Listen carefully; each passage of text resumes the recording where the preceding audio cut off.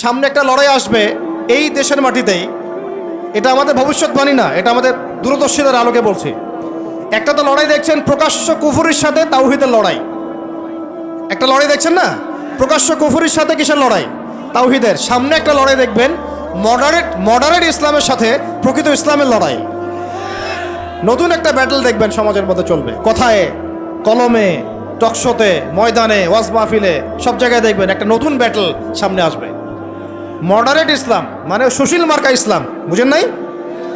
সুশীল মার্কা পশ্চিমা আদলের এক ইসলাম, পশ্চিমাদের সন্তুষ্টি মানে সাধনকারী ইসলাম, এবং যে ইসলামটাকে ওরা প্রমোট করবে এর সাথে একটা লড়াই দেখা যাবে যারা নবী মুহাম্মদ সাল্লাল্লাহু আলাইহি ওয়াসাল্লাম এবং সাহাবীদের সেই সিরাতের আদলের ইসলাম মানে, এইটার সাথে একটা কনফ্লিক্ট সামনে দেখবেন আপনারা, দেখে নিয়েন ইনশাআল্লাহ।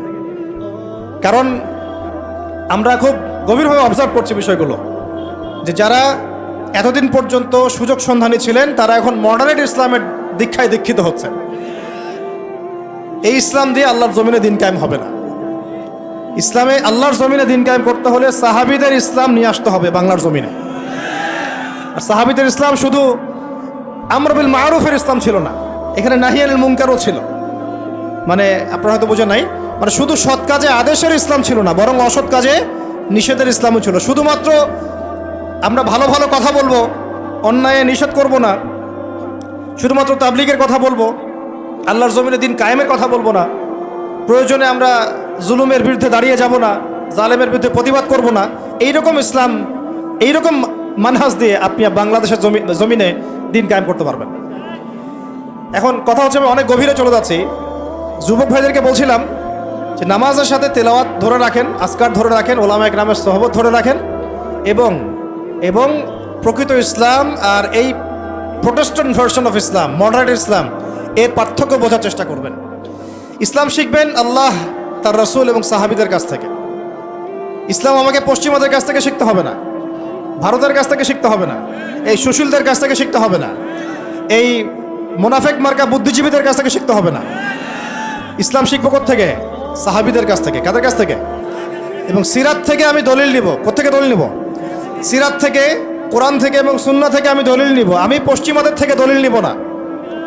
একটা বিষয়ে স্পষ্ট মনে রাখবেন, ওরা যে ইসলামটাকে প্রমোট করবে নিঃসন্দেহে সেই ইসলামের মধ্যে আব্দুল্লাহ বিন উবাইয়ের একটা মানহাজ থাকবে। ওদের ইসলামের সাথে আব্দুল্লাহ বিন উবাইয়ের মানহাজ জড়িত থাকবে। খবরদার এই ট্র্যাপে পা দিবেন না, আল্লাহ পাক আপনাদেরকে হেফাজত করেন, আমিন। এরপরে আসেন যে পয়েন্টটা নিয়ে আমি এদিকে চলে আসছি, যে আমাদের সমাজের এই সংকটগুলা, যে বড় বড় লেভেলের সংকটগুলো, এগুলোকে যদি আমরা দূর করতে চাই তাহলে আল্লাহর কসম করে বলছি, রাষ্ট্র ব্যবস্থায় পরিপূর্ণ ইসলাম কায়েম না হওয়া পর্যন্ত আমরা পরিপূর্ণ স্বাধীনতা অর্জন করতে পারবো না। এইটা একদম নিজের মধ্যে সূরা ফাতিহার মতো মুখস্থ করে নেন। যতই আমরা জনবল দেখাই না কেন, যত মাহফিল করেন, যত প্যান্ডেল নিয়ে আসেন, হ্যাঁ, যত আপনি স্লোগান দেন, আরও তো অনেক কিছু করছি আমরা, ঠিক আছে, কাজ তো ভালো, আলহামদুলিল্লাহ, কোনো সমস্যা নাই। বাট এই কাজগুলো ভাটা পড়ে যাবে যদি উপরের লেভেলে ইসলামকে নিতে না পারি আমরা। এমনকি মসজিদের মধ্যেও আমরা স্বাধীন থাকতে পারবো না যদি আমরা রাষ্ট্র ব্যবস্থা ইসলামকে নিতে না পারি। গত 10 বছর দেখেন নাই, জুমার খুতবা কি দেওয়া হবে সেটার উপরে চাপ প্রয়োগ করা হয়েছে। ওয়াজ মাহফিলে কি বলবেন কি বলতে পারবেন না তার উপরে আপনাকে নজরদারি করা হয়েছে। আমরা তো এমন একটা হালতে ছিলাম যে বাসায় ঘুমালেও বাসার বাইরে ওই গোয়েন্দা সংস্থার লোকজন বসে থাকতো, কোথায় যায়, কি করে, কার সাথে ফোনে কথা বলে, কে তাকে কল দেয়, যে কল দিল তার সাথে এর কি সম্পর্ক। আমাদেরকে কল দিলে তো মানুষই বিপদে পড়তো, আর কি কল দিয়ে তারাই বিপদে পড়তো, কার সাথে দেখা করে, কে বাসায় আসতেছে, কে যাচ্ছে। এই যে একটা মনে আছে দাজ্জাল যে দ্বীপে বন্দী আছে, একটা হাদিস আছে না, একটা যে তামিম দারি রাদিয়াল্লাহু আনহু হাদিস, প্রথমে একটা প্রাণীর সাথে দেখা হয়, সেই প্রাণী জিজ্ঞাসা করে যে তোমরা কোথা থেকে আসছো, মনে আছে হাদিসটা? তো ওই প্রাণী নিজের পরিচয় দিয়েছিল কি, যে আমি জাসাস, আমি কি জাসাসা, আমি কি জাসাসা, আমি হচ্ছে গোয়েন্দা। জানি না এই হাদিসের আসলে তাবিল এখন আমার জানা নাই, আল্লাহ ভালো জানেন, আমি এখনো শিখছি। কিন্তু এখন খেয়াল করে দেখেন, পুরা যে সভ্যতাটা চলছে, এরা যেভাবে তাওহীদপন্থী মুসলিমদেরকে এইভাবে গোয়েন্দা সংস্থাদের আওতায় নিয়ে আসছে, উঠতে বসতে চলতে ফিরতে তারা আপনাকে নজরদারির মধ্যে রাখতেছে। ঠিক দাজ্জালের ওই জাসাসার মতো, ঠিক দাজ্জালের জাসাসার মতো। আল্লাহ, যাই হোক, কথা হচ্ছে যে আপনি আমি মসজিদেও স্বাধীন থাকতে পারবো না যদি আমরা উপরের লেভেলের ইসলামকে নিতে না পারি, শক্তিশালী হতে না পারি। এই যে একটু আগে বললাম সুদের কথা, আপনি সুদভিত্তিক অর্থ ব্যবস্থাকে বন্ধ করা তো দূরের কথা, বন্ধ করা বহু দূরের কথা, এখানে সংস্কার আনতে পারবেন না যদি আপনি রাষ্ট্র ক্ষমতা ইসলামকে নিতে না পারেন। শিক্ষার কথা বলি, দুটো লাইন বলি। শিক্ষার যা দুরবস্থা চলছে, এই দুরবস্থায় উচিত ছিল, দেখেন প্রাইমারি স্কুলেই আমাদের বাচ্চারা কোরআন তেলাওয়াত শিখে যাবে। আপনি লক্ষ লক্ষ প্রাইমারি স্কুলের বাচ্চাদেরকে একটা জায়গায় বসান, তাদের মধ্যে 90% কোরআন তেলাওয়াত করতে পারে না। হাই স্কুলের বাচ্চারা পারে না, কলেজের বাচ্চারা পারে না, ইউনিভার্সিটির ছেলেরা পারে না, অনার্স মাস্টার্সের ছেলেরাও পারে না। তাদেরকে যারা শিক্ষা দেয় শিক্ষক মণ্ডলী, তারাও 80% কোরআন তেলাওয়াত করতে পারে না। একটা দেশের শিক্ষা কমিশন কোরআন তেলাওয়াত করতে পারে না, একটা দেশের এমপি মন্ত্রী আমলারা কোরআন তেলাওয়াত করতে পারে না। ইল্লা মাশাআল্লাহ, ইল্লা মাশাআল্লাহ, যারা শিখেছে তারা কিন্তু রাষ্ট্রীয় শিক্ষানীতির মধ্যে, সিলেবাসের মধ্যে শিখে নাই। তারা শিখেছে কোনো ওস্তাদের কাছে, হয় কোনো মক্তবে, না হলে মাদ্রাসায়। তাহলে